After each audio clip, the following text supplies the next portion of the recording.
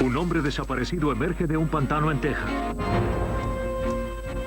Adherido a su pecho hay un escalofriante registro de sus últimos minutos. Los patrulleros tejanos esperan que ayude a descifrar el caso de un doble homicidio. La policía tiene un sospechoso de un asesinato a sangre fría, pero carece de la tecnología como para vincularlo al crimen. ¿Podrá evolucionar la ciencia antes de que un asesino se escabulla para siempre? Los detectives se ponen en marcha para detener a un camionero homicida cuando aparece un cuerpo en la carretera interestatal de Texas. En Texas hay mucho espacio para esconderse, pero los asesinos en el estado de la estrella solitaria están advertidos. Ni siquiera los más veloces criminales pueden escapar al largo brazo de los patrulleros tejanos.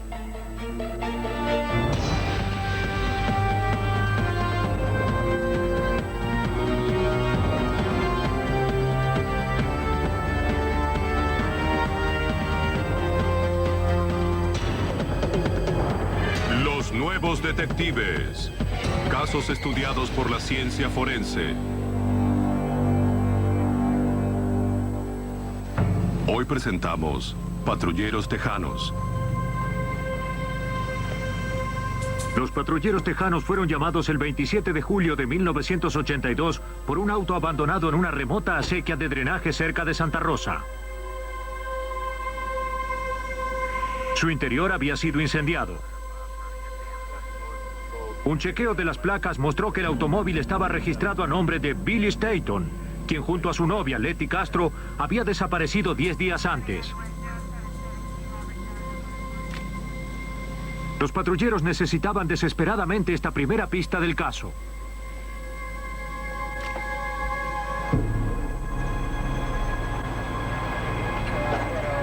Una vez que el automóvil fue extraído del pantano, los investigadores notaron algo aún más sospechoso.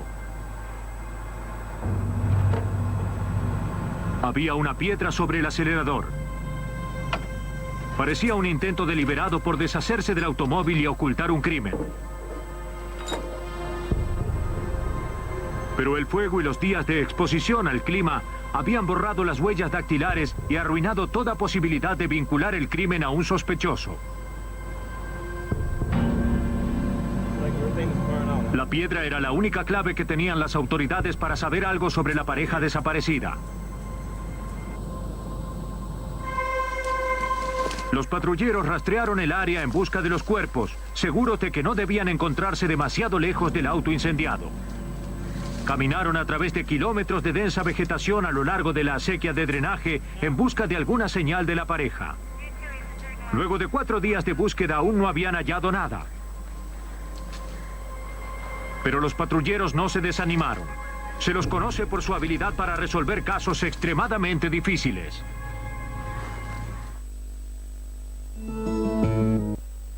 Los patrulleros tejanos fueron organizados en 1823 por Stephen Austin para proteger de los indígenas a los primeros colonos.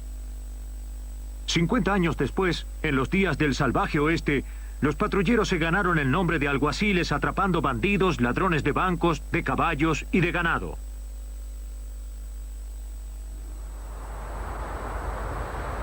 Actualmente, los patrulleros son más tenaces que nunca. Como agentes de la policía estatal, son altamente entrenados en las técnicas de investigación y forenses para asistir a la fuerza legal local. Los patrulleros tejanos abordan solo los casos criminales más importantes y complejos. Los patrulleros interrogaron al hermano de Letty Castro, quien dijo a las autoridades que había visto a la pareja por última vez el 16 de julio, cuando se detuvo junto al remolque que su hermana compartía con Billy Staton. Fue el mismo día que se dirigieron a recoger a la hija de 9 años de Staton a la casa de su ex esposa. Ambos se casarían muy pronto y esperaban obtener la custodia permanente de la niña. Pero sus sueños se desvanecieron tan rápidamente como ellos.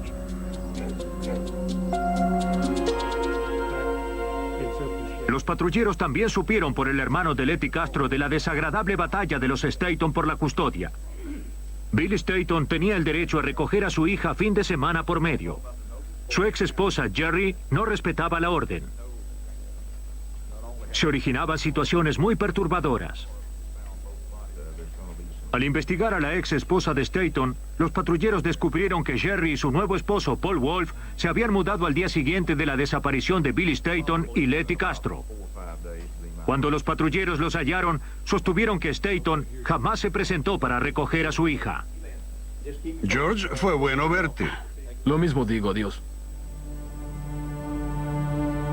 Los patrulleros obtuvieron una orden para investigar la casa que Paul y Jerry habían dejado.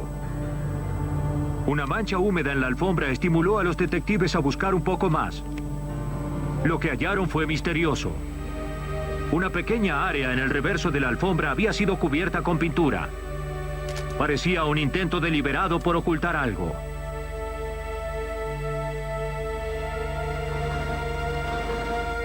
Se enviaron al laboratorio algunas secciones de la alfombra para que los técnicos las analicen.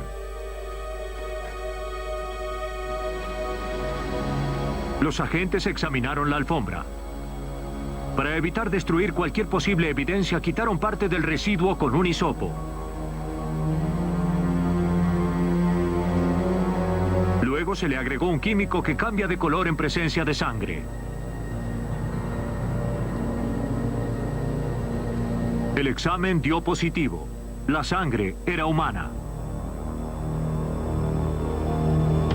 Debido a las limitaciones tecnológicas en 1982 y a la contaminación por la pintura, no se pudo determinar a quién correspondía la sangre. Pero se descubrió que la alfombra contenía mucha. Y alguien había trabajado para ocultarla.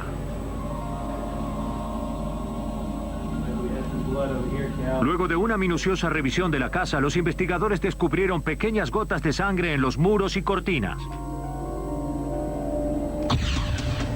Se recogieron muestras para enviar al laboratorio. Si alguna vez los cuerpos fueran encontrados, podrían ser comparados los tipos de sangre. Definitivamente algo había sucedido en la casa. Pero la evidencia más importante se encontró fuera de la casa. Más que la evidencia fue la falta de evidencia. Pero tenía la solidez de una roca. Uniendo las piezas, los patrulleros se dirigieron a Paul Wolf, el marido de la ex esposa de Billy Staton. Esta vez él cambió su historia. Paul admitió que Billy y Letty Castro habían ido a recoger a la hija de Billy. Dijo a los patrulleros que Jerry y la niña no estaban en la casa cuando Billy llegó. Billy se enfadó tanto cuando supo que su hija no se encontraba allí que atacó a Paul. Paul intentó defenderse y accidentalmente mató a Billy con una barra de metal. La novia de Billy, Letty, escuchó ruidos y entró corriendo. Cuando vio a Billy sobre el piso cubierto de sangre, atacó a Paul. Una vez más, Paul Wolf dijo que la golpeó para defenderse, matándola también accidentalmente.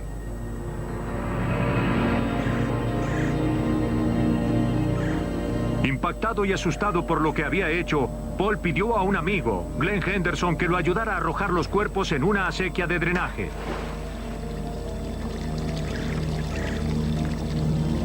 Para librarse del automóvil de Billy, llevó consigo una gran roca para apoyar sobre el acelerador, esperando que el auto se sumergiera en la acequia.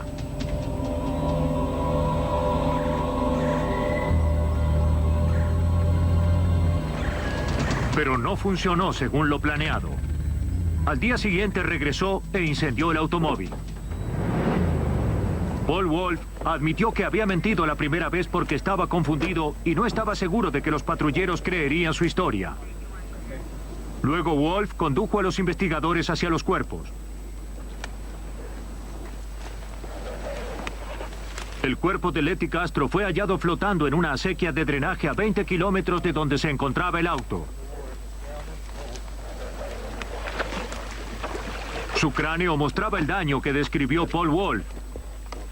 Pero los patrulleros también vieron que había recibido un disparo en la cabeza. No coincidía con la confesión de Wolf. Era evidente que mentía.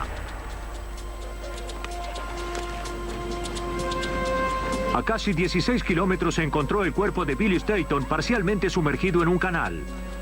Su cabeza estaba aplastada. Cuando fue extraído el cuerpo, los detectives realizaron un peculiar hallazgo. Bajo su ropa había una pequeña grabadora sujeta alrededor de la cintura. Estaba arruinada por el agua, pero adentro la cinta aún estaba intacta. Fue un hallazgo misterioso. Los patrulleros no podían explicarse por qué Billy llevó una grabadora a la casa de su ex esposa, pero sabían que existía la posibilidad de que Billy Staton hubiera registrado su propio asesinato.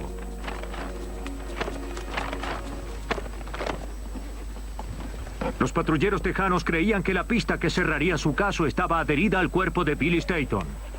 La grabadora hallada en la víctima fue tratada con sumo cuidado. Días de agua y lodo habían arruinado la mayor parte del mecanismo. Pero el analista de la escena del crimen, Joe Marchand, confiaba en salvar la cinta. La evidencia más importante que habíamos encontrado era la grabadora que tenía Bill Staton. Retiramos la cinta, llamamos al laboratorio del FBI y preguntamos qué debíamos hacer. Ellos preguntaron si había estado sumergida en el agua. Parcialmente contestamos y dijeron, introdúzcanla nuevamente en agua y envíenla en un contenedor. Es mejor que la cinta esté en agua y que no se seque. Luego de 10 largos días, la cinta fue devuelta a los patrulleros tejanos. El FBI había hecho lo posible para salvar lo que estaba registrado, pero aún no se sabía si contenía algo vital para el caso. A los segundos de escucharla se oyeron perfectamente los sonidos de Billy Staton siendo brutalmente asesinado. Por un momento... Los investigadores regresaron con la grabación nuevamente a la escena del crimen para vincular con precisión los acontecimientos con el sonido. Midieron las distancias y registraron los sucesos que se correspondían a los sonidos de la cinta. La sangre hallada en la casa correspondía a Billy Staton. Ahora los patrones de la sangre revelarían más sobre la historia.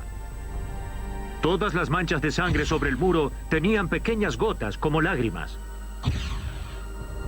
Al estudiar y medir esas gotas, los examinadores pudieron determinar exactamente en qué ángulo había llegado la sangre. La grabación ayudó a que pudieran establecer dónde se encontraba Billy en el momento en que fue golpeado. La cinta reveló a los investigadores qué sucedió aquella tarde con exactitud. Billy Staton llegó a la casa y se lo invitó a entrar. Billy está aquí. En la cinta se oyeron claramente a Jerry Wolf y a su hija refutando el testimonio de Paul, que dijo que no estaban en casa cuando llegó Billy. Los detectives descubrieron que tan pronto como llegó Billy, Wolf sacó los residuos de la casa. Pero era solo una excusa para salir. Realmente quería ver si Billy había venido con Letty. Y necesitaba buscar la barra que había escondido antes.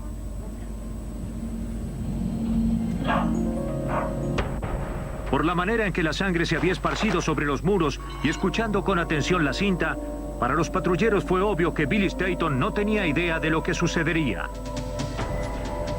Estaba sentado, esperando pacientemente cuando Paul Wolf lo golpeó.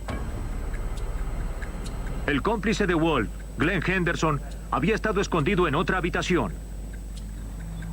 Una vez que su víctima se desplomó en el suelo, ambos salieron para asesinar a Letty, que esperaba en el auto.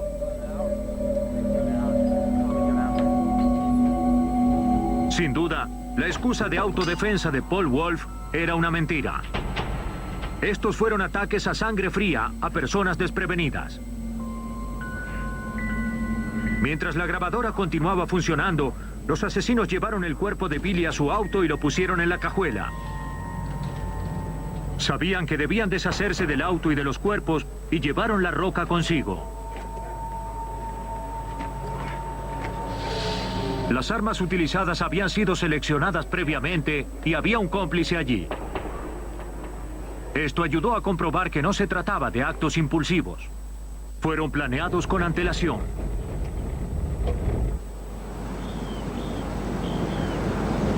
Por supuesto, lo que no planearon fue que el crimen sería registrado en una cinta. Yendo por este camino buscan un lugar para arrojar a Letty. Se pueden oír las rocas que golpean la camioneta, ya que conducen a baja velocidad. Wolf halló una zona apartada cerca de una acequia de drenaje a pocos kilómetros de la casa. Glenn Henderson lo siguió en su camioneta. El lugar se encontraba lejos del camino y el césped estaba lo suficientemente alto como para ocultar un cadáver. Pero algo estaba mal. Letty Castro aún estaba viva. Los asesinos, sin embargo, estaban preparados para ese obstáculo. En la cinta se oye un solo disparo, luego unos gritos y algo inaudible. Luego se escucha que la puerta del vehículo se cierra y este arranca. Aproximadamente 30 segundos después, la cinta se acaba. Por alguna razón decidieron no arrojar ambos cuerpos en el mismo lugar. Dejaron a su siguiente víctima a 14 kilómetros por la carretera. El auto fue dispuesto como Wolf había descrito. El trabajo pesado ya estaba hecho. De regreso en la casa tenían que hacer una gran limpieza. En el poco tiempo que habían dejado a su víctima dentro, luchando por su vida, se había esparcido mucha sangre sobre la alfombra. Los conspiradores tuvieron que alquilar una lavadora de alfombras para cubrir sus huellas. Pero incluso eso no fue suficiente. La sangre se había filtrado a través de la alfombra manchando el reverso. En un intento por ocultarlo, pintaron sobre las manchas. Para escapar del crimen, los Wolf se mudaron de la casa al día siguiente de los asesinatos.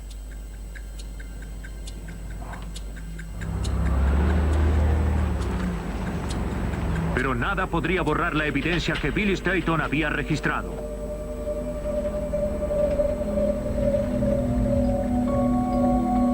Los patrulleros descubrieron que Billy llevaba la grabadora por consejo de su abogado.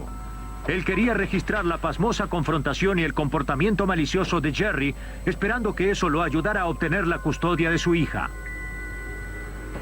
Sin embargo, registró su propio asesinato.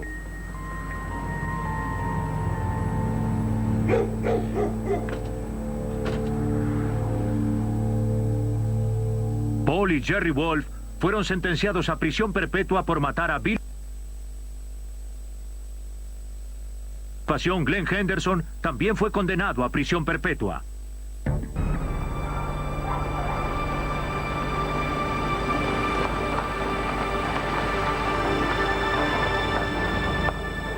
Era la mañana del 22 de enero de 1988, cuando los patrulleros tejanos fueron convocados a una apartada granja en el condado de Burleson. Los habían llamado para encontrar a una mujer mayor que vivía sola. Los vecinos no lograban comunicarse con ella por teléfono y estaban preocupados de que le hubiera sucedido algo. Estaban en lo correcto. Lydia Schumacher, de 72 años, había sido asesinada. Dentro, los patrulleros descubrieron una horrorosa escena.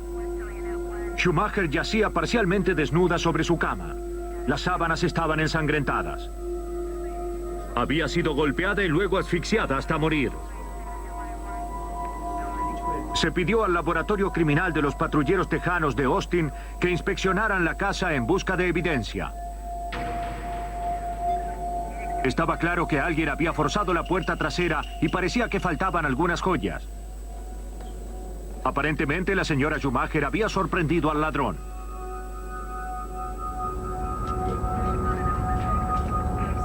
No había huellas digitales para recoger y no se pudo hallar el arma usada para golpearla.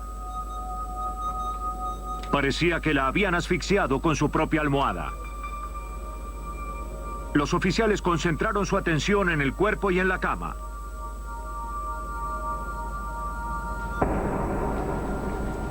La seróloga Donna Stanley, experta en evidencia biológica, examinó la escena del crimen y halló indicios de que la víctima había sido violada. Lo que hicimos luego fue comenzar a inspeccionar la cama, sábana por sábana. Y al hacer eso encontramos algo de cabello que vimos en las sábanas y el cubrecamas. En ese momento nos dimos cuenta de que estábamos tratando con algo más que un homicidio. Posiblemente también había involucrado un asalto sexual.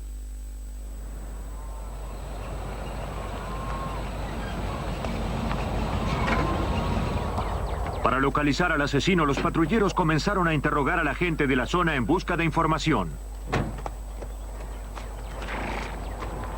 En una semana, los patrulleros habían interrogado a todos los amigos y vecinos de Schumacher. Nadie podía entender cómo alguien podía violar y matar a una anciana tan dulce. Pero finalmente surgieron los nombres de 3 hombres que por alguna razón u otra eran considerados sospechosos por sus vecinos.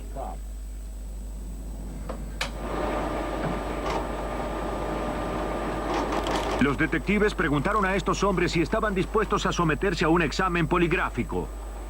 Uno a uno fueron llevados a la estación y conectados a la máquina y se les preguntó directamente si habían asesinado a Schumacher o si conocían al asesino.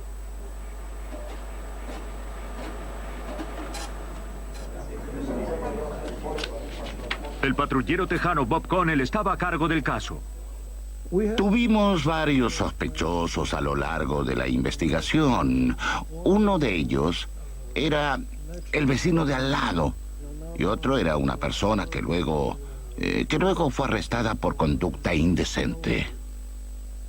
2 hombres fueron interrogados y liberados. El tercer sospechoso era un hombre joven llamado Charles Supak Jr. Supak y su padre habían realizado algunas tareas en la casa de Schumacher el día del asesinato. Un examen de sus antecedentes reveló que una vez había sido acusado de asalto sexual. Fue sujeto a una investigación exhaustiva sobre el crimen, pero negó cualquier tipo de vinculación.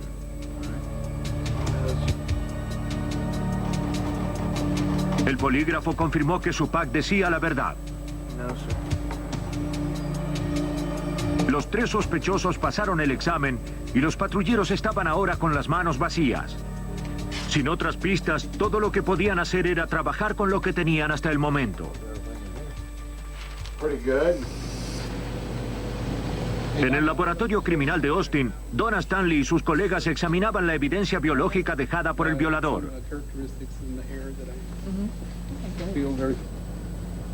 Una vez que determinaron el grupo sanguíneo del asesino, lo compararon con las muestras tomadas a los 3 sospechosos.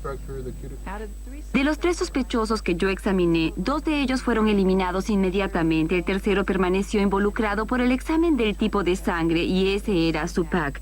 No fue eliminado por el grupo sanguíneo.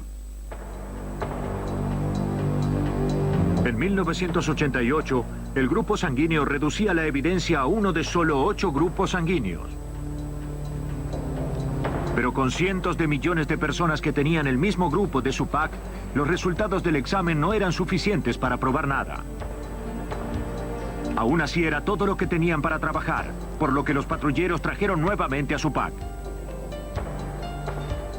Supak, siéntese aquí. Había pasado el primer examen poligráfico, pero los investigadores confiaban en que si era culpable, Supak no podría vencer a la máquina 2 veces seguidas. Decidieron intentarlo nuevamente. No fue difícil hallarlo. Estaba en prisión por posesión de marihuana. Los patrulleros creían que era posible que hubiera mentido y aún así pasado el primer examen si había estado bajo los efectos de la droga. En la segunda oportunidad, había estado en prisión por varios días y sabíamos que en ese momento no estaba consumiendo drogas. Entonces lo trajimos nuevamente para el segundo examen con el mismo operador y pasó ese también. No se encontró otra evidencia que pudiera vincular a Supak con el asesinato. Las autoridades no tuvieron otra opción. Lo liberaron de los cargos. Por casi un año, los patrulleros lucharon para encontrar al asesino de la señora Schumacher, pero fue imposible. Finalmente, el 29 de noviembre de 1988, debieron suspender el caso.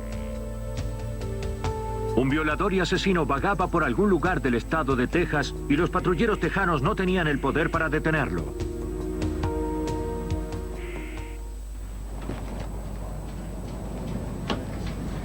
Habían pasado 3 años desde que Lydia Schumacher había sido brutalmente violada y asesinada.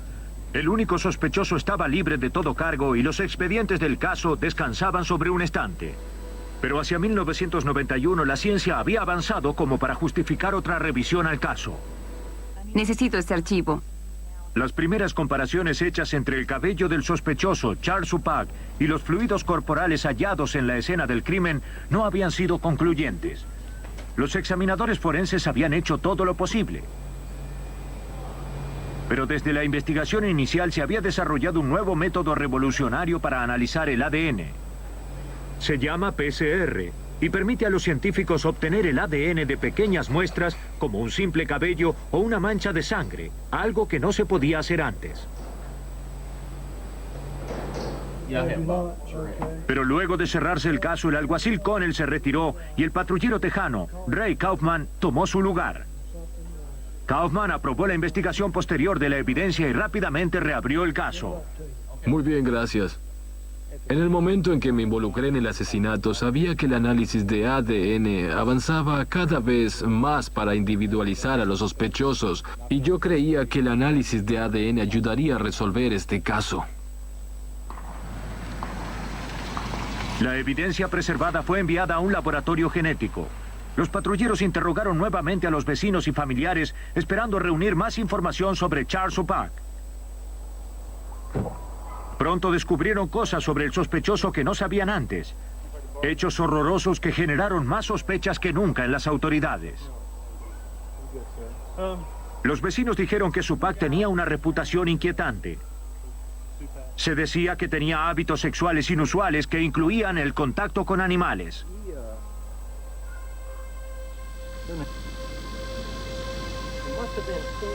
Pero la información más valiosa vino de un hombre que recordó una extraña y atemorizante noche con Charles Suppak. Estaba parado justo aquí, con un cable en su mano. Casi 4 meses después del asesinato, Charles Suppak despertó a John Golson a altas horas de la noche. Le dijo a Golson que había tenido problemas con el automóvil y necesitaba ayuda. Pero algo en el comportamiento de Suppak no parecía correcto. John accedió con renuencia a llevarlo de regreso a su auto. ¿A dónde vamos? Siga por aquí. Mientras conducía sin rumbo para encontrar el auto, el recelo de Golson se convirtió en temor. Suppak había insistido en sentarse justo detrás suyo y pasó todo el viaje enrollando inútilmente un cable alrededor de su mano.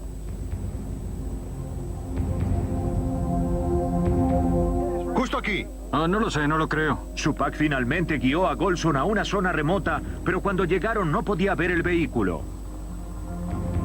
Cansado de la situación, Golson finalmente lo condujo hasta un garage.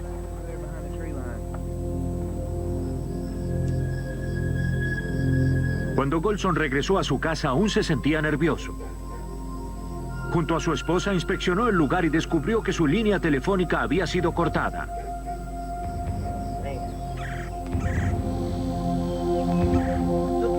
La historia dio otro escalofriante giro cuando Golson mostró a los patrulleros a dónde había llevado a Suppak aquella noche.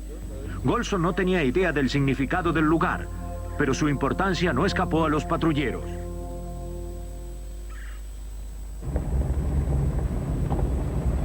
El viaje de Golson con Suppak hizo creer a los patrulleros que su viejo sospechoso sabía más sobre el asesinato de Schumacher que lo que había admitido.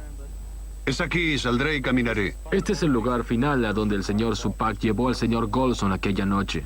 Suppak dijo que había dejado su vehículo aquí junto a esta línea de árboles. Este pequeño sendero va hacia la residencia de Schumacher, que está a unos 400 metros. Suppak había regresado a la propiedad de Schumacher.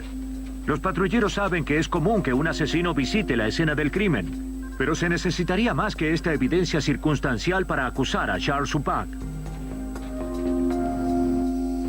El laboratorio llevó a cabo exámenes de ADN comparando muestras de Suppak con la evidencia del caso Schumacher. Finalmente, el 8 de marzo de 1992, llegaron los resultados. El ADN de Charles Suppak Jr. estaba en las sábanas de la cama de la víctima.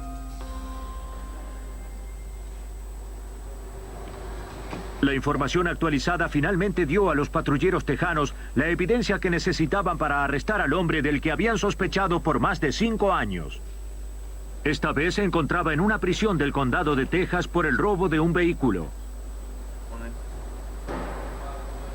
Frente a la innegable evidencia de ADN, Šupak admitió haber violado y asesinado a Lydia Schumacher.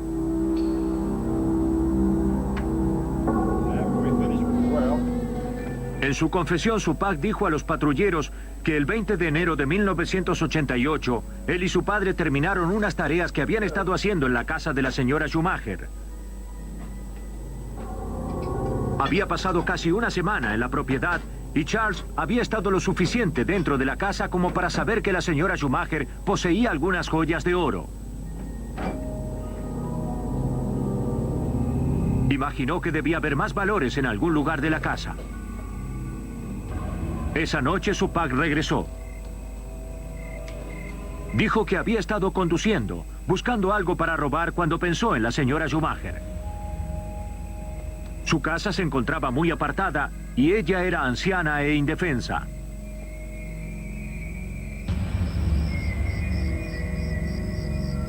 La casa estaba en silencio cuando llegó e ingresar fue fácil. Aquel día había dejado un tubo de metal en el lugar. Ahora era una herramienta perfecta y pronto sería un arma perfecta.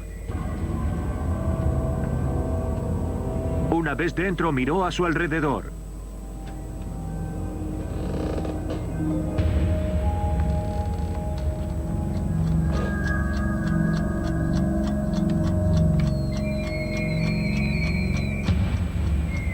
Ingresó al dormitorio de la señora Schumacher y comenzaba a revisar sus cosas cuando ella despertó. Šupak reaccionó golpeándola en la cabeza con el tubo. Antes de irse, la violó y la asfixió con una almohada. Llevó casi 5 años, pero Charles Šupak Jr. finalmente fue condenado y sentenciado a cadena perpetua por el asesinato de Lydia Schumacher. La condena fue un tributo a la tenacidad de los patrulleros y una victoria de la ciencia. Generalmente no hay mucho para ver en la Interestatal 35 entre Dallas y Oklahoma. Pero el 8 de agosto de 1994, eso cambió. Un oficial de policía del condado de Cook divisó un cuerpo en la carretera cerca del límite del estado de Oklahoma.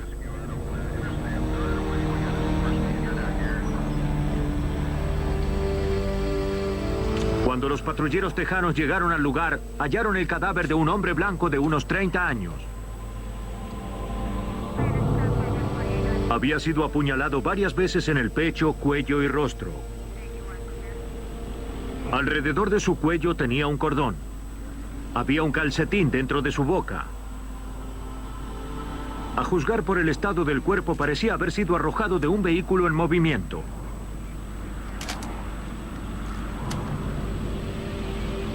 En las cercanías se encontraron un sostén, una gorra y también ropa interior masculina.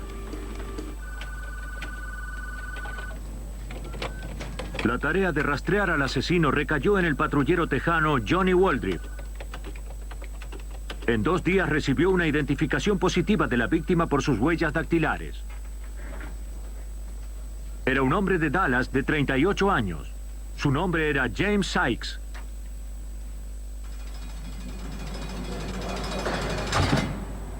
Sykes frecuentaba gente ruda. Cuando los oficiales rastrearon a su mejor amigo, Murray Bracken, se encontraba en la prisión del condado de Dallas por posesión de drogas y se convirtió en el primer sospechoso para los patrulleros. Bracken admitió que había estado con Sykes el día anterior al descubrimiento de su cuerpo. Incluso admitió que la gorra hallada en la escena le pertenecía. Pero sostuvo con firmeza que él no tuvo nada que ver con el asesinato. Bracken detalló que él y Sykes habían estado festejando en un motel cuando conocieron a un conductor de camiones y a su novia. Hombre, mira quién habla sobre soportar el licor. Los 4 consumieron las drogas de Bracken y al finalizar la fiesta pidieron al conductor de camiones que pagara su parte. El conductor no tenía dinero consigo, pero dijo que podía conseguirlo. James Sykes fue con la pareja para asegurarse de que no escaparían. Eso fue el 7 de agosto.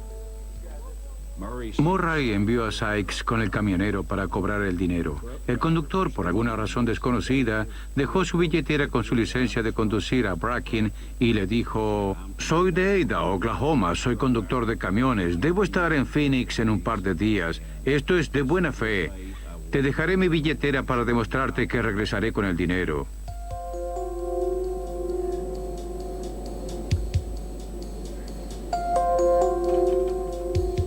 Jamás regresaron. Y Murray Bracken dijo que vació la billetera del camionero y arrojó su licencia de conducir. Desafortunadamente, esta era la única evidencia que hubiera apoyado su historia y que hubiera provisto una pista sólida para los patrulleros. Ahora se había perdido para siempre.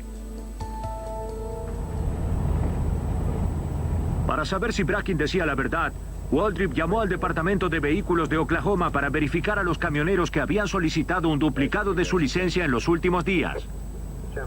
El departamento le dio una lista. En ella figuraba un hombre llamado Terry Brown. Era de Ada, Oklahoma.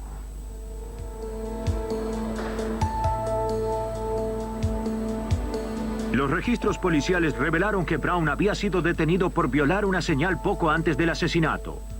En ese momento conducía un camión registrado a nombre de una compañía de carga de Carrollton, Texas. Terminó su tarea y regresó el camión a la compañía. Pero poco después alguien robó el camión.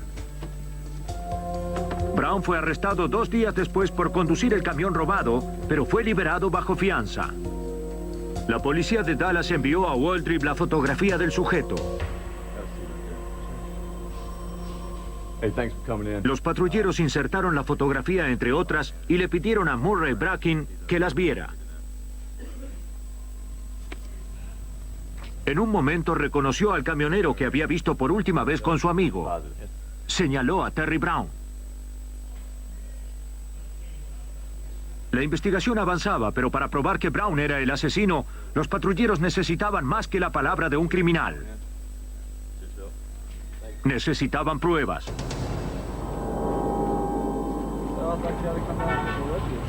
La compañía de carga estaba feliz de recuperar su camión robado. Pero ahora representaba la evidencia principal de un crimen. Coincidía con la descripción que Bracken había dado a las autoridades y éstas comenzaban a creer que se trataba del camión donde James Sykes había dado su último paseo.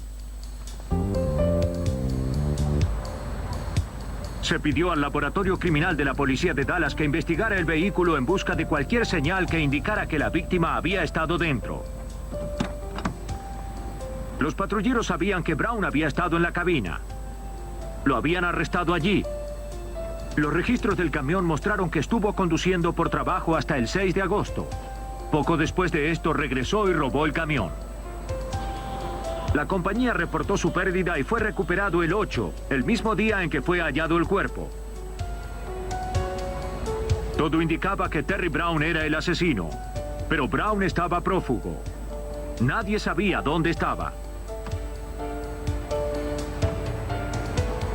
El equipo examinó la cabina y el camastro en busca de pistas. Encontraron lo que buscaban.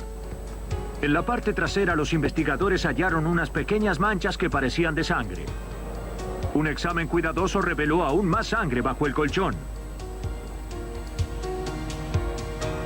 Pudieron determinar rápidamente que era sangre humana.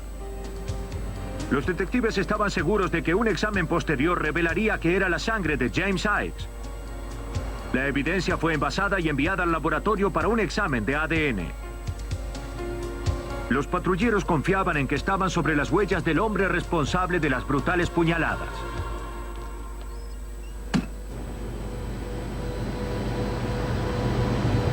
En el laboratorio, el criminalista Wilson Young realizó un examen de ADN para comparar la sangre con la de la víctima.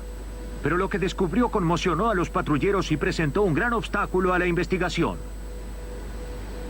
Realizamos un examen de ADN y hallamos que, de hecho, en ese camión que revisamos en ese preciso momento, La sangre no coincidía con la víctima que estábamos investigando. Teníamos sangre allí, pero no coincidía con la de la persona que estábamos buscando. Encontraron sangre en el camión, pero no era la sangre que se esperaba encontrar. Aparentemente era posible que alguien más hubiera sido asesinado allí. Entonces el patrullero Waldrip recibió noticias que solo complicaron más las cosas. Fue hallada otra mujer que tenía una atadura alrededor de su cuello y un calcetín en su boca. Por supuesto, hallamos a Sykes con una cuerda atada a su cuello y un calcetín en su boca también. Mi primera reacción fue pensar que Murray Bracken decía la verdad y que probablemente teníamos a un asesino en serie conduciendo un camión. Los asesinatos en Texas no cesaron. El 7 de noviembre, el patrullero Waldrip recibió un llamado de la policía de Richardson, Texas, un pueblo al norte de Dallas. Habían encontrado otro cuerpo. Era una mujer con una cuerda atada a su cuello y un calcetín tapando su boca. Pero esta vez, algo era distinto. La mujer muerta era la madre de Terry Brown. Brown y su novia, Tina Sampson, eran los principales sospechosos del asesinato. Habían robado el automóvil de su madre y desaparecido. Cuando Waldrip habló con el último empleador de Brown, descubrió que se suponía que Brown debió haber entregado una carga en California. Había recogido el camión el 6 de noviembre, el día anterior al asesinato, y jamás regresó. Una vez más, Terry Brown robaba un camión y desaparecía. Esta vez fuimos afortunados. Finalmente teníamos algo de suerte. Este era el camión que buscábamos. Descubrimos que condujo el camión a la ciudad de Oklahoma, permaneció allí por algunos días, se quedó sin combustible y lo abandonó. La policía de Oklahoma halló el camión abandonado. Antes de que los patrulleros pudieran responder, la compañía de transporte trajo nuevamente el camión a Texas y lo lavó. Se envió al laboratorio criminal para que buscara algunas pistas que pudieran haber quedado luego de la limpieza. Afortunadamente, la compañía no había limpiado toda la evidencia. Se encontraron manchas en el camastro bajo el colchón. Parecían de sangre. A juzgar por el tamaño de las manchas, se suponía que mucha sangre se había filtrado a través del colchón hacia la plataforma. Pero este era claramente un colchón nuevo. La compañía se había deshecho del colchón anterior y con él se había ido una prueba vital para el caso del asesinato. Por un golpe de suerte aún no habían recogido los residuos, y entre ellos había un viejo y manchado colchón. Las grandes manchas parecían de sangre y coincidían con las manchas del camión. Pero los detectives temían que los días de exposición hubieran influido en la evidencia. Se envió todo a un laboratorio de Austin para un análisis detallado. Necesitaré la luz apagada. Al comparar los fragmentos de ADN, los técnicos confirmaron que la sangre coincidía con la de una sola persona en todo el mundo: James Sykes.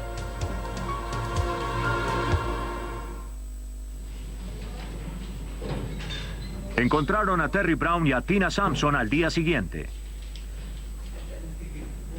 La policía de Dallas atrapó a la pareja en el auto robado de la madre de Terry Brown, dirigiéndose hacia el este. Fueron separados e interrogados. Una vez que presentaron la evidencia ante la pareja, los investigadores pudieron finalmente oír la verdadera historia de lo que le sucedió a James Sykes. Intentó violar a Tina y ella lo amenazó con un cuchillo. Para asegurarse de que le pagarían lo que debían, Sykes se había ido con ellos a reunir el dinero. Brown condujo hasta una parada de camiones y le dijo a Sykes que esperara en el camión mientras buscaba el efectivo. Pero Sykes se impacientó y decidió cobrarse de otra manera. De acuerdo a los asesinos, se dirigió hacia atrás y le pidió sexo a Tina Sampson.